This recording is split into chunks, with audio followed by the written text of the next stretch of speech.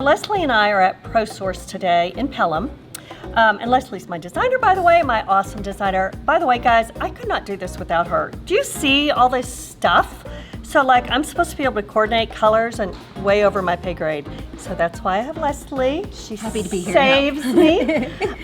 So we are looking at the tile backsplash. We're coordinating a quartz.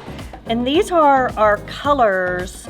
The main cabinet color, the kitchen island color, and so we're here just picking out samples, trying to figure out what really goes together.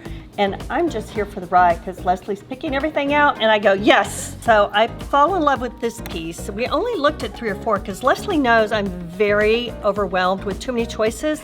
So they pull this one out, and I fall in love with this one because I just like it. It has this little darker vein running through it.